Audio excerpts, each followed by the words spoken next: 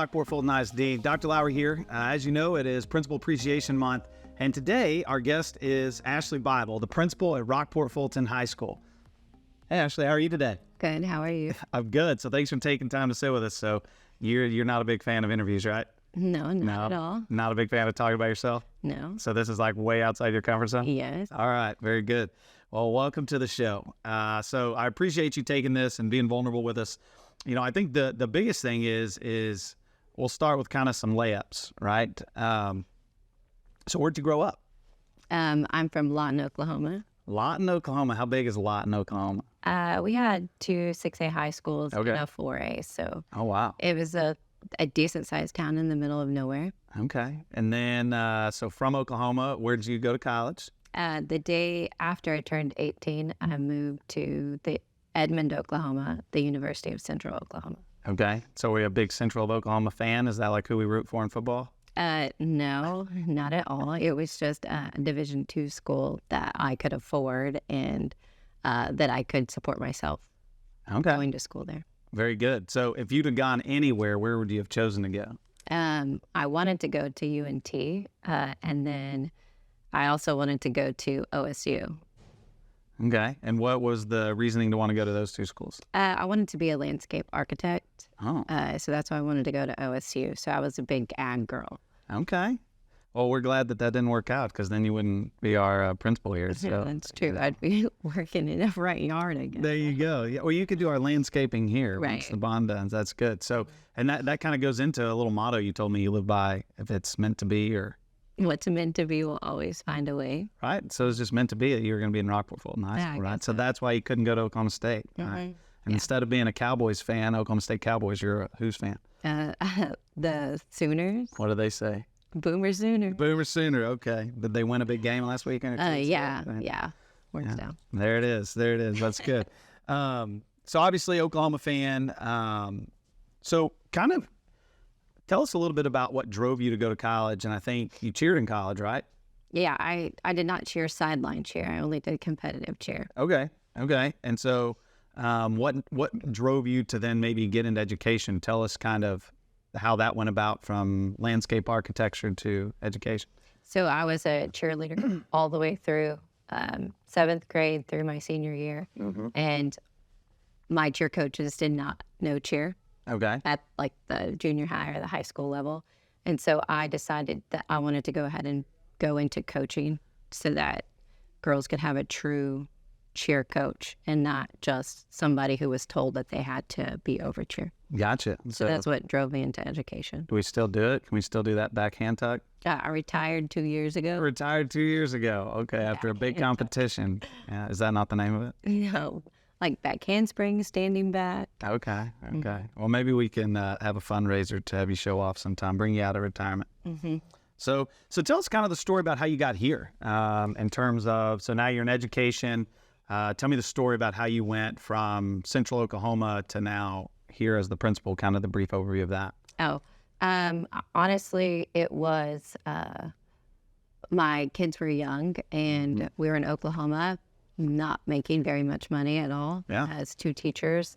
And so we just decided to go ahead and go to the other side of the Red River. Yeah. And I immediately got a massive pay raise as a teacher. And that's kind of what drove us to Texas, is just working really hard in Oklahoma and not getting paid what we felt we were worth.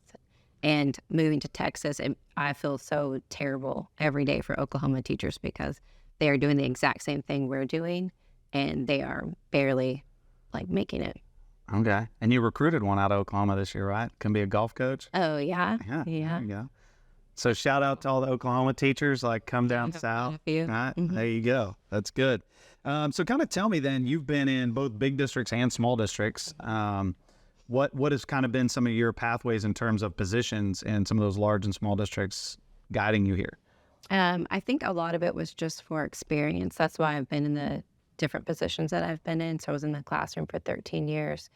And then just being an instructional coach, because instruction is my passion, and curriculum, jumping to the curriculum side. But then I feel that I need a big picture perspective. And so that's why I came over to the administrative side. Yeah. And so I've been on that side for 3 years now. Yeah. Very good. And so small town, what's the smallest town you worked in so far? A 3A in Oklahoma. There was probably, I think there were maybe 100 kids in each class. Okay. hmm Very good. And then the small We had a really volunteer squad too. Hey, there you go. There you go. How big was the town? Kermit? Is that where you were in West Texas? Pretty small too. Yeah. Yeah. Nope, that was 3A too. But Okay. 3A in Texas is a little larger than 3A in Oklahoma. Gotcha. And so you talked about instruction being your passion. What did you teach? I taught math, grades 9 through 12, mainly pre-cal and calculus. Those were my babies. Yeah, Pre-cal was my baby. Wow, that's great. Can't say that I was great at that, but so I kind of hear a rumor that maybe you're obsessed with working out. Tell us the story. How did that happen? What drove you to be this like workout phenom? My sophomore year of high school, my aunt got a family gym membership Okay. for like me and my cousins. Okay. And so her and I just started going to the gym just to like play. Well, we didn't know what we were doing, just to play around. And one of my English teachers was there. And I noticed that she religiously was there every day after school. And she lifted heavy and she was so fit. And it's kind of when I made the connection that lifting heavy keeps you smaller. And so that's just by watching her as a model, like, because I didn't really necessarily see that. Like, my mom loves to work out, but she was a big walker, and this woman was lifting weight. So it was just different. And so I started lifting pretty religiously, I would say my junior year, just really always going into the gym and liking it. And then just being a competitive cheerleader, that was kind of my focus for a while. And then after I had Cole, he was 6 months old, that's when I decided to, like, I was going to go full force and like lift all the time religiously. And I have since then, and he's 12. Wow. And so after that, I think you won a competition. Yeah, just a little bit. What was the competition you won? Miss Figure America. Wow. Okay. That was in 2014 though. Okay. Well, that's all right. I retired after that. That's still good. So tell me, kind of like for those of the people that are listening, what does it mean to lift heavy to stay small? I just think that a lot of women don't understand that we don't have the testosterone that men have. And so we can lift as heavy as we want, and our bodies are not going to bulk up or change.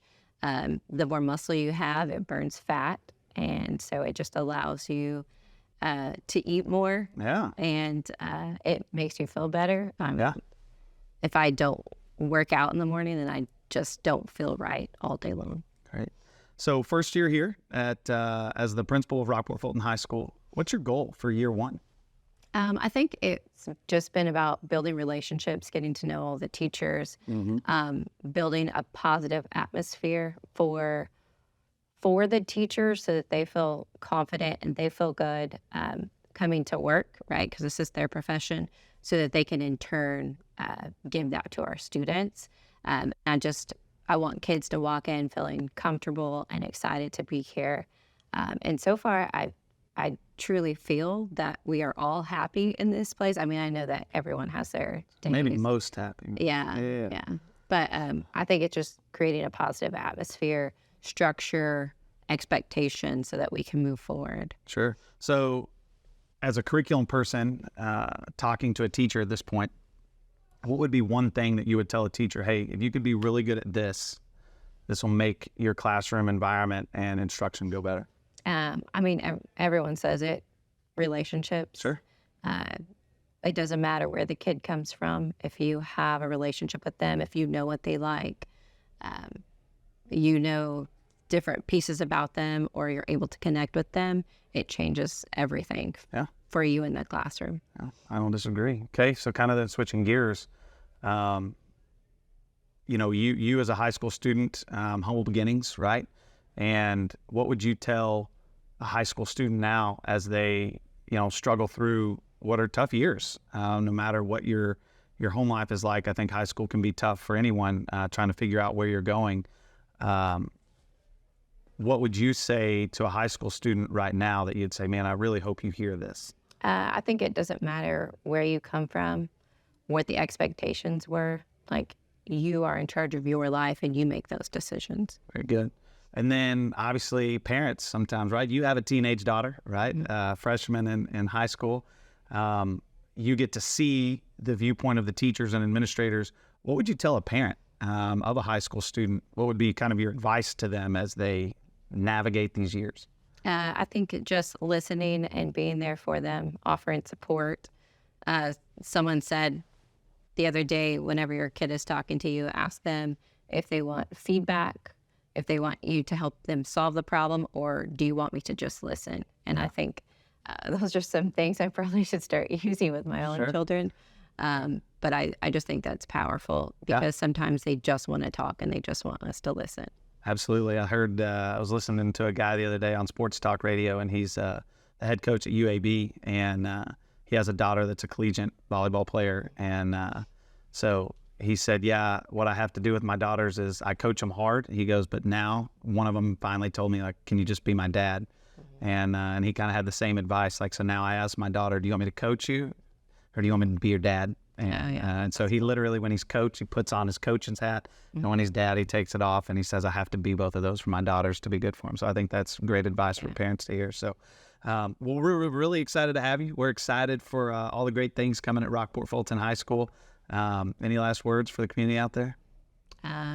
No, I'm just excited to be here. Yeah, homecoming week. Go Pirates. Go Pirates. There it is. That's great. Well, thank you so much for joining us, Ashleigh. And we're really excited for all the work and the greatness that's going to be going on around here. Thank you. Thank you.